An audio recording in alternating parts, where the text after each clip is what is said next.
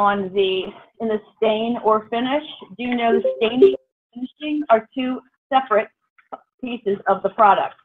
In an engineered product, the underlayers are adhered. That adhesive used to possibly have VOCs, and then under where you adhere the floor to your substrate, in this case concrete is fine, you have that adhesive could possibly have previously had VOCs. And what we're announcing is basically you don't see them anymore. The key thing is wood flooring is the most sustainable thing that you can use when you're choosing for flooring, walls, or ceiling. We'll briefly go over maintenance of wood floors, ceilings and walls, and the fact that they add value. So basically, I just said this, wood is the only flooring option that is renewable. As you can see, trees grow naturally. When it's a manufacturing process, it pretty much involves the factory is a forest, the energy source is the sun. So compared to any other possible products used in flooring or walls or ceilings, there's nothing else that grows naturally. Just a gentleman asked me yesterday in reference to this, we're specifically concentrating on the raw resource, the wood, not so much what might happen or how it differs once we get in. I'll go over that a little bit later. But the key thing is trees. Trees are a natural resource that regenerate and can be replenished, or also they can be replanted if necessary time and time again. In forests that are used for furniture, flooring, and things like that, there's a great deal of science that goes into it. They have specific trees they plant in specific areas and at specific times. If they're doing a controlled burn, they're going to plant a very specific type of wood after that. So as the forest evolves and grows, you have very specific planting at that time. It's not just kind of willy-nilly. They have a very specific growth and plan for this forest. Hardwood trees can take 40 to 60 years to mature. I have a little concern about the fact that you're using something that's taken so long to develop. However, wood floors can last a very long time. The National Wood Flooring Association in this presentation notes 100 plus years. That can be a little high.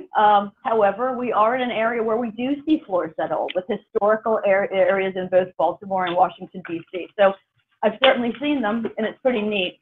The key thing I think, and also to remember, is this is something that can last a very long time. Just because it perhaps is not looking the greatest, it can be prepped and recoated. It can be lightly sanded. It can be changed to get up to its beautiful original state.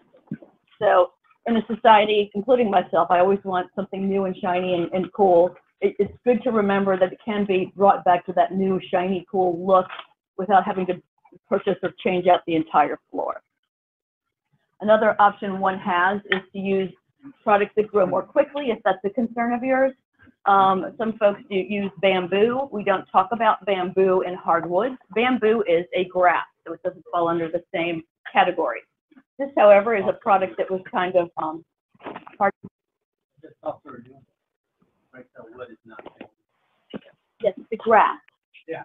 So wood is not the only flooring option that's renewable. Okay.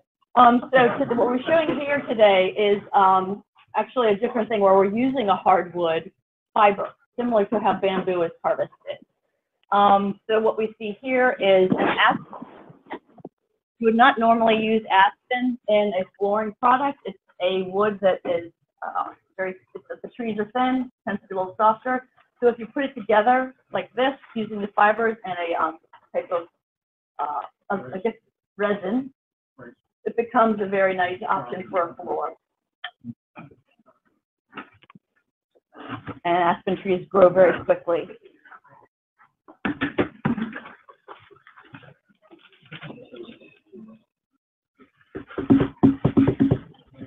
A good thing to know is also the average annual net growth of trees is greater than the removal. So it's not as if they're being harvested and there's nothing left. There's a very specific plans in reference to which species are growing well, what species are growing a lot at the time. Currently, we're using a ton of white oak. This happens to be what's popular, what we're using a lot of. So as we run through, you'll see different species become popular at different times. Basically, average gross root to removal ratio was 1.66. Currently, our total standing U.S. volume is at least 328 billion cubic feet. All this information comes from the USDA, Department of Forestry. Also good to know, 1/3 of the U.S. is forest land. We have a lot of the raw materials available. We have more standing timber now than we have in the past 50 years, and that is specifically related to the fact that the forests are very well managed. U.S. and statewide and local laws cover that. We also, as I mentioned before, are harvesting less than half of our new growth each year. When you do see certain species that are, I guess, in trouble, normally it's because of a blight as opposed to over-harvesting. If you have a certain type of wood you're particularly interested in, you may be able also to get it from a reclaimed, to get it from someone who sells reclaimed. I know I had a very large project. It wouldn't need to be a very specific project if you're choosing a species of a reclaimed. However, it is doable. We would just let our partner know what we're looking for, what attributes we're looking for. For example, if we're looking for rift only, not rift and quartered, and that type of thing. So cuts as well, not only species, but cuts you can specialize in, or specifically request. In reference to building, there is also a lot of interest in using wood for building in place of steel currently. I have to do more research on that, how that's done, and basically it is nice to know wood is much lighter than steel, and pound for pound it's stronger than steel. That's the key line being pound for pound. It's a light and very strong piece to work with. Just if you lift these up, these are very lightweight as opposed to other things you may use on a wall or ceiling. Another thing that's good to know is the manufacturing cost of wood is less than other materials, and the energy used is much less than other materials. You can see that if you visit the factories, which you're welcome to do. Ours is in Pennsylvania, but you can see a lot of neat things that are constantly worked on to make production more streamlined. Wood does also have 10 times more insulating capacity than steel or aluminum, and 5 times more insulating capacity than cinder or concrete, cinder blocks or concrete, excuse me. I feel like there's another aspect to that, whereas when you walk on wood, wood in general has a nice, it doesn't sound really, like when you walk on it, it has a nice sound to it. It also has more sound absorbing. There's other elements to a wooden floor that are sound absorbing if you're using adhesive that acts as a sound absorber. There's lots of elements that happen in that regard too. On walls, it also does the same. We had a trade show really recently, and trade shows being what they are, it wasn't installed by a flooring guy. It was probably a flooring guy, but however, they're not using the normal tools that we would use. They basically just took planks and taped them onto concrete. And nonetheless, it looked great, and it was actually very comfortable to stand and walk on. So that just tells you when it's properly installed, even more so. Very comfortable product. So in looking at a cradle to grave assessment, I think everyone pretty much knows this. Trees are a natural thing. They start as saplings, grow and mature into a full-grown tree. They are specifically watched. The people who have forests know when to harvest and when not to. Moving on into that, once the lumber is harvested, it's a very specific job to grade the lumber, whether it should be for furniture, for flooring, for other uses. It's a very specific job to know what the best use is for a certain type of piece of lumber. Just it's good for you to know, as someone who specifies, a tree cut in October will look different than a tree cut in the spring. That's why when you're choosing flooring or choosing wood, it's always good to have your excess pieces to match exactly. For example, not reclaimed, but this is a rift and quartered. You want to try to order some extra pieces for replacement if necessary. More so if you're using a solid wood, so you have the ability to repair more easily. So in general, in reference to natural resources, wood saves natural resources using wood floors. It's produced in a factory, and as I mentioned before, called a forest. the energy used is the sun. It also uses less water to produce than other flooring options and less energy to produce than other flooring options. This is also, I alluded to this earlier, when in the factories, the machines themselves that we use will vacuum up excess dust and things like that, which can be used to heat the plant. They can be used to as fillers in wood. If we have certain pieces, this is a reclaimed. Some folks really want to have a lot of character in it.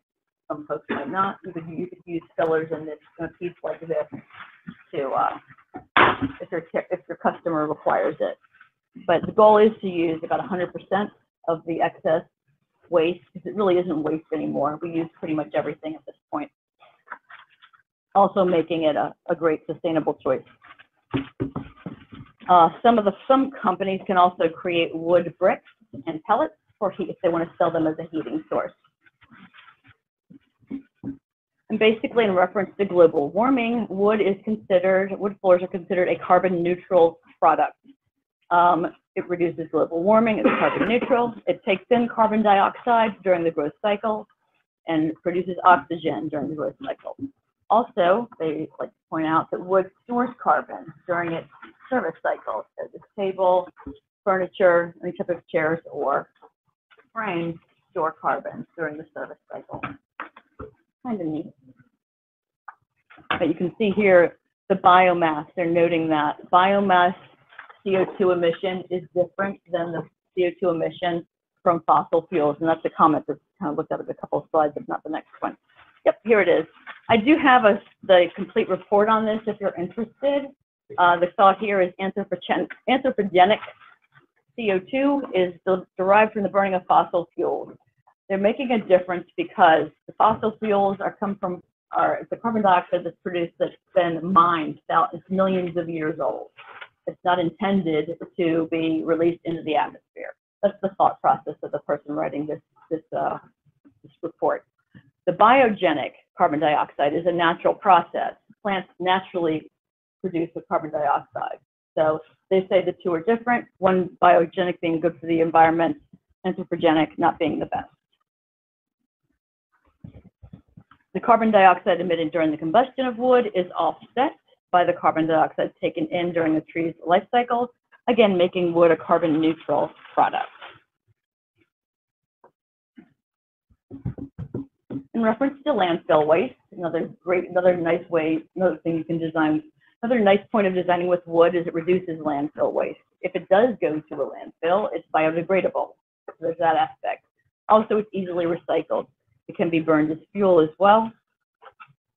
You can also use it for reclaimed flooring, furniture, pressed wood products, wood pellets, bricks, and mulch, other products as well. This is kind of neat. In reference to reclaimed flooring, as I mentioned earlier, you actually can, on larger jobs, request what you're looking for. In reference to species, cut, and the aftercut as well. What I mean by aftercut is I'm getting a lot of interest in a kerf cut lately. That's not how the log is cut. That's a cut afterwards for a finish. Basically shows saw blades, very, very rustic looking piece. What we're seeing here though is reclaimed floors are actually old wood floors reused as new. They come out very well. Sometimes I was a little nervous when I first heard about how they're sourced, but they look great. This is reclaimed oak. That happens to be a rift and quartered. I'm going to go aside a little bit and talk about cuts as well. In flooring, we talk about plain sawn, rift and quartered, and rotary cut in our particular products. Rift and quartered is where you see the ribbons in this. Feel free to pick up pieces. I have some that have, yep, that's definitely rift and quartered. That's a good one too. What you're seeing there is the quartered aspect of the rift and quartered. The rift cut weight. It also, however, is the most expensive, therefore, but it happens to be the most dimensionally stable. So again, some folks like the rift cut, but you're going to pay for it. It's normally sold with the quarter cut. which will have the medullary lines showing the ribboning that we see in these pieces here. Sorry. Yeah, no problem. Please ask questions. It makes me more comfortable. How is the rib cut? I can show you. Actually, I'm going to send you guys afterwards. It isn't in the CEU. I'm not supposed to add to this or add slides, so I'll send everybody how they're all cut. And it is a little different than furniture. We call what some other folks call plain sawn, we call live sawn. It's different. So I was researching it more last night, and when I looked at what I recognized, they said it was a flooring cut. I don't know if it makes a difference, but I just thought it was odd that they were so different. Again, live sawn is when it goes through the entire, let's see, here's the cross section of the log, the entire log all the way cut straight down. Rift, if you quarter the log, the rift cut is the very top of that quarter piece. The bottom part of that quarter piece is the quartered. So I'll send you a picture, which will certainly be more helpful to figure it out than my little air drawing, but it just shows how that's done. Rotary cut, I'm a personal real fan of this. Rotary cut has a very specific, and exactly so, the log is placed on a spiral and it goes around. This is also extremely sustainable because it uses the entire log. So very nice. It is also specific, know your log. So for example, or excuse me, know your species. This is maple rotary cut, looks great. Oak rotary cut, not so much, doesn't look as great. So make sure you know what they're gonna look like, what cuts you're looking for. Do you have a rotary cut? No, we don't like it. As far as we're concerned, it's kind of ugly. We had no one was like this. I tend to do, we gauge all of our stock by if it sells or not. So, okay, so this is actually really cool here.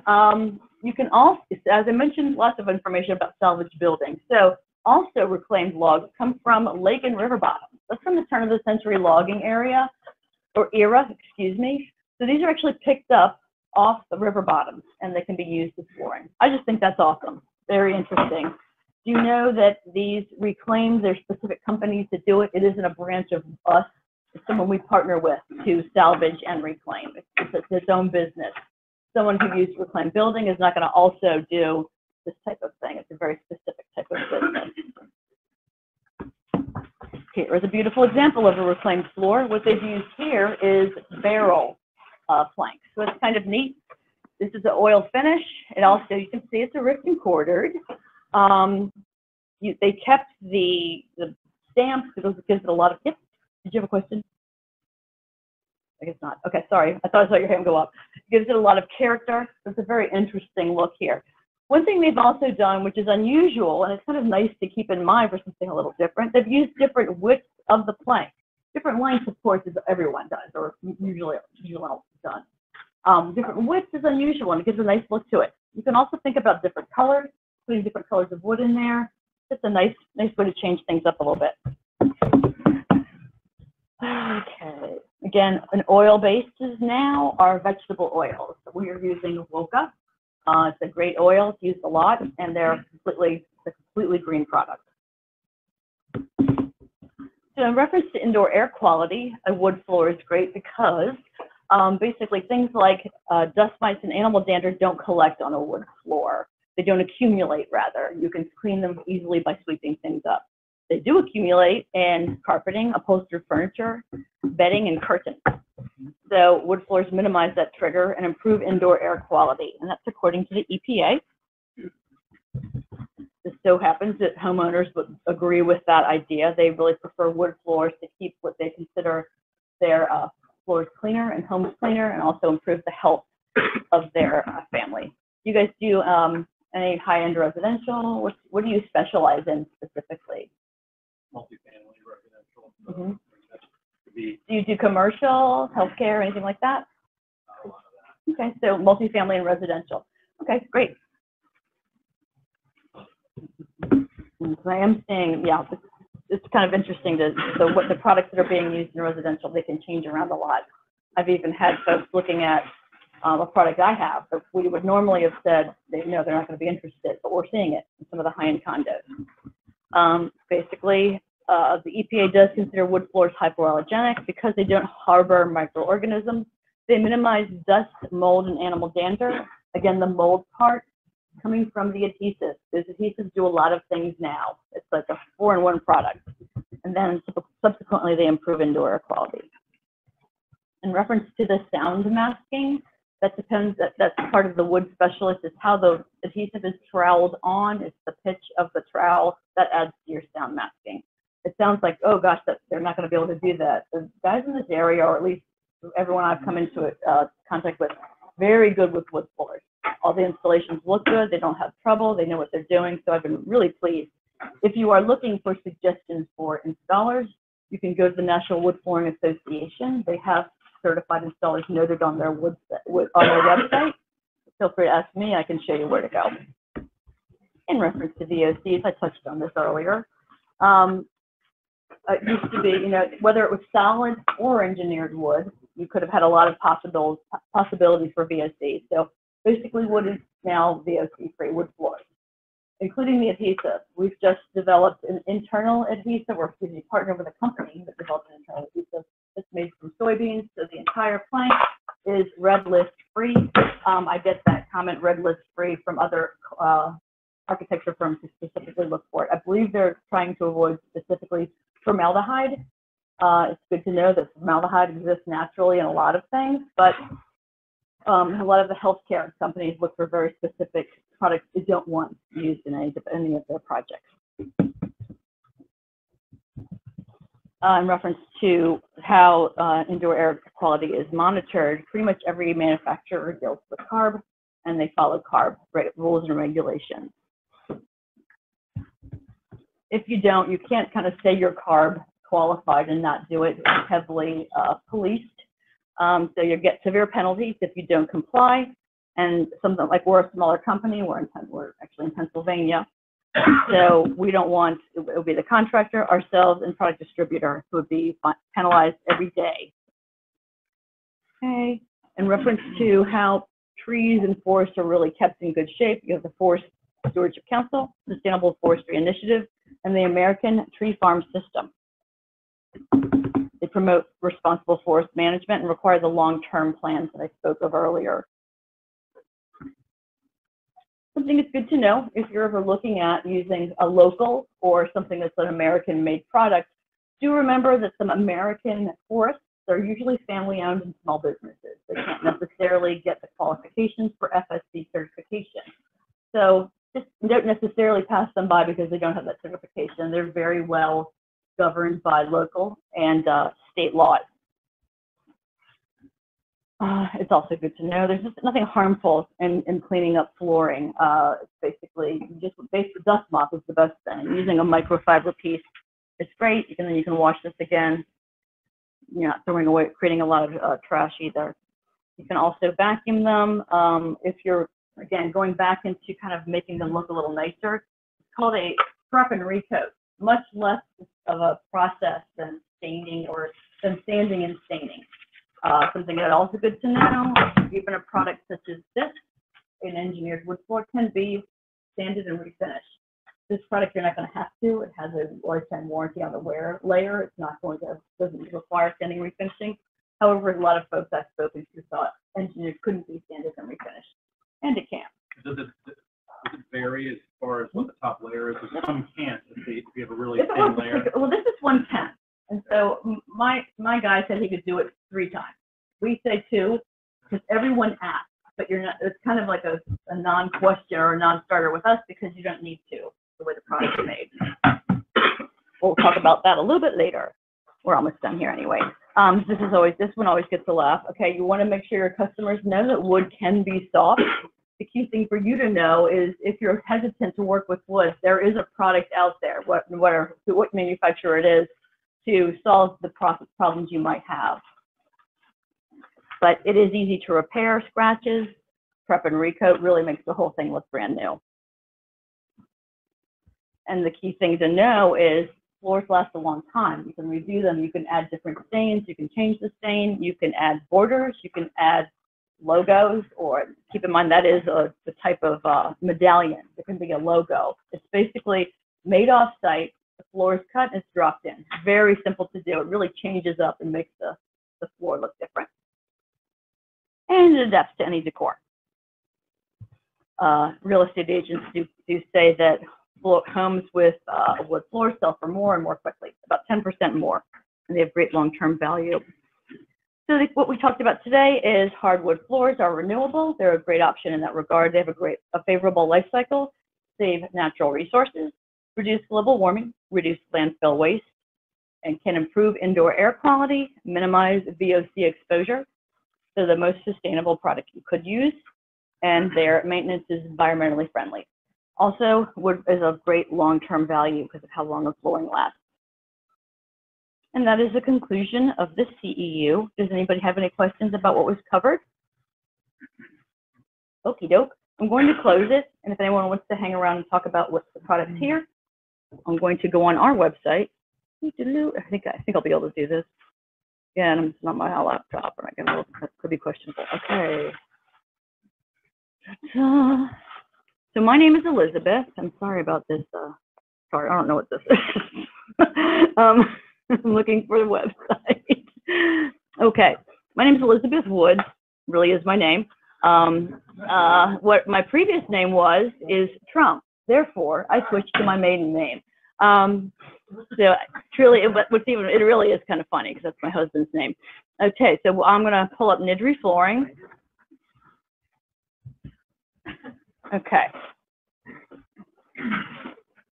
So Nidri, as we're noted here, is the world's toughest hardwood flooring. What we are is a company that's 55 years old. Has anyone heard of Gamapar Permagrain or Nidri? Gamapar Permagrain? Those were the predecessors to Nidri. Again, it's been around 55 years, very well proven in museums, shopping malls. It's in airports, stadiums. So some great installations. I'll take a look at some of those. There are markets that are particularly good. I can make that smaller. I don't think so. Our markets that we're really strong in, we'll show here. We're also moving into a lot of great of multifamily housing. One thing I was surprised to see is one of my customers was looking at condos using this, actually in the room, in the condo themselves.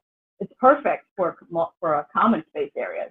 It can be used in kitchenettes. It's used in, for example, Cadillac did their entire building in New York with a walnut steel gray. Beautiful. It also is in the kitchenette. Nestle has us in their kitchenette. It's a great, very durable product. The key reason one usually would use a engineered wood in commercial is it's much more dimensionally stable. The fact that you have all of the grains running in opposite directions with your underpieces makes it very dimensionally stable. Therefore, it does not react to moisture as a solid wood would.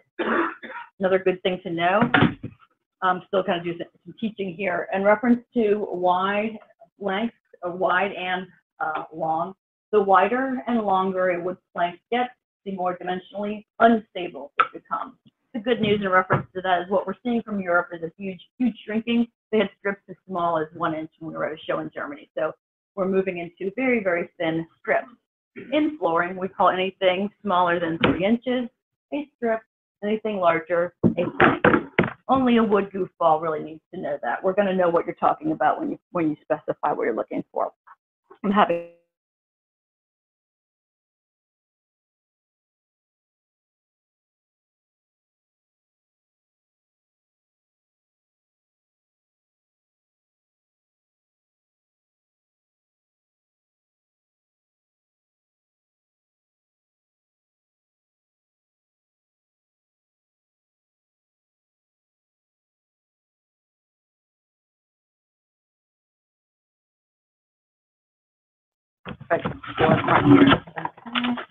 This is our line we have 2 finishes.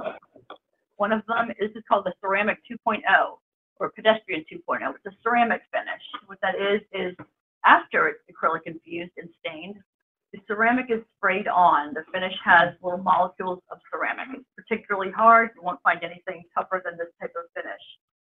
We created a new finish. We call it pristine. It is an oil finish. That was a result of the designer saying, this looks a little laminated to me.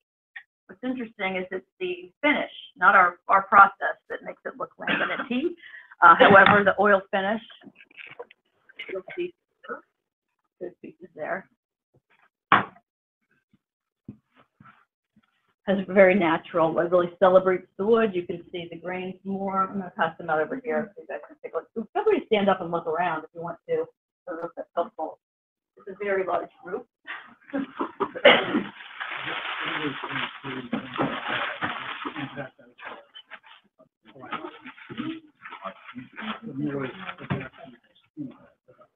I haven't heard that before, but we can talk about impact. I'm not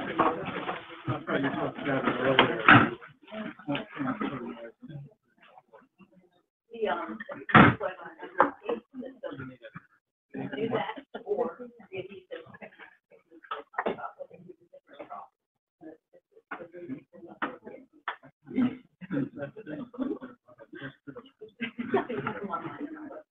Everything you might want to look at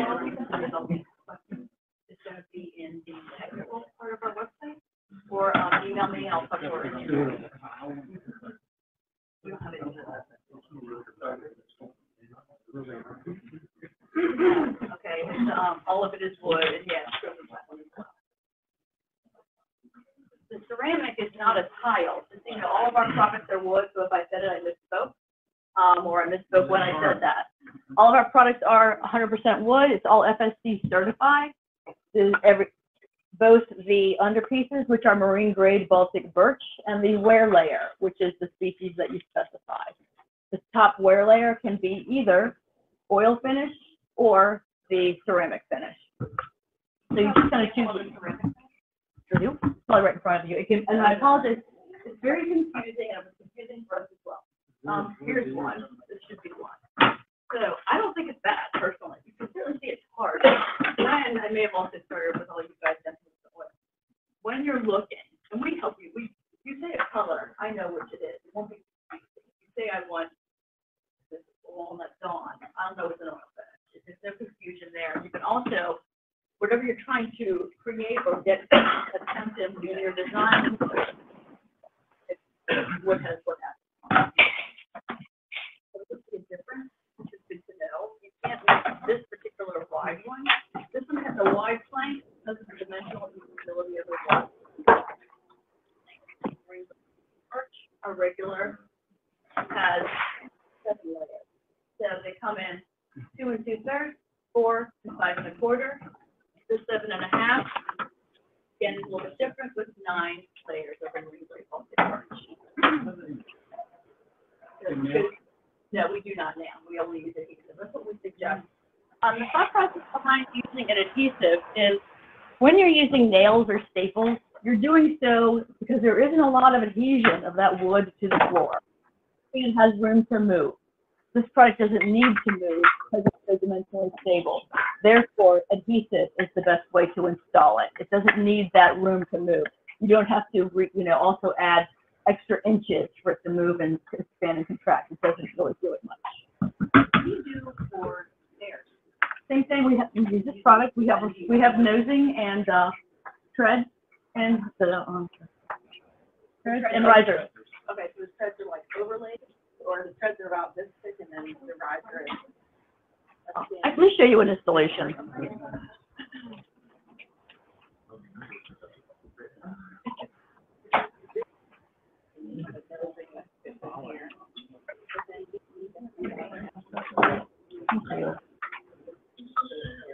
There you go.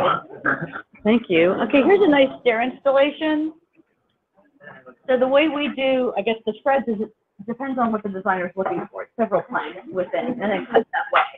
The nosing can be done in alternating colors, as shown here. Our accessories are all done in solid wood that's dyed to match.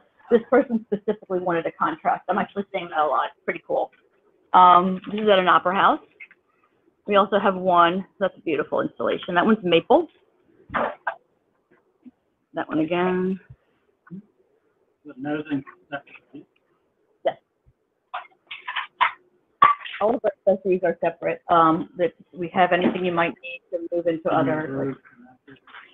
I'm sorry. Slung into Yes. I have examples of them here too, I can show you. Here's some other nice installation shots. This is the Mercedes-Benz Museum. You can see they've used it in a kitchen. There's no issues there with moisture and things like that.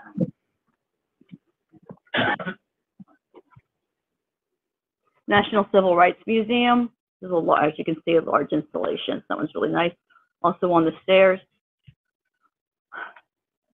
Basically, also it's a lifetime warranty on the wear layer. That kind of goes back to when I said you're not going to need to refinish it or resand it. You're not going to wear through. It's infused with acrylic, the entire wear layer all the way through. It's nothing sprayed on. The actual whole wood veneer is put into an autoclave and infused, and then stained and finished. These are factory finished. We can ship unstained if you would like, or unfinished rather. There is one flying around here. So that's normally a requirement of somebody who has several different products and wants to match exactly. It's a little unusual. It used to be how all wood floors were done, but we can do it if someone would like to.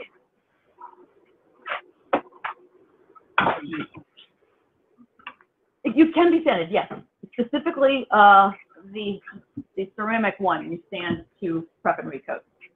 The oil one, they mentioned, like one of Woko's lines is never needs sanding. So I'll have to research more as to what they suggest. We do have specific soaps and oils that you refresh with.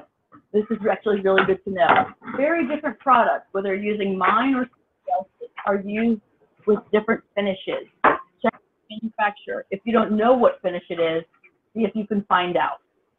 For example, you would not want to use the oil product on my ceramic. You would not want to use the ceramic product on my oil finish. It's going to be any manufacturer like that. It's very specific what you use. A couple more. Use it auto shows. This is the at the Luxor. Just to go back, we are 55 years old. We're always kind of adding new things and improving. Acrylic infusion is relatively unusual. You don't see it much in the market. You see hard times going. 5 minutes. If anyone's welcome to go if they need to. We'll also see samples that you like. You're welcome to ask me more about them if you have a project that you're looking at. But I don't want to hold the entire group when I'm just talking about products. If you need to go, that's perfectly fine. And that's basically NIDRI.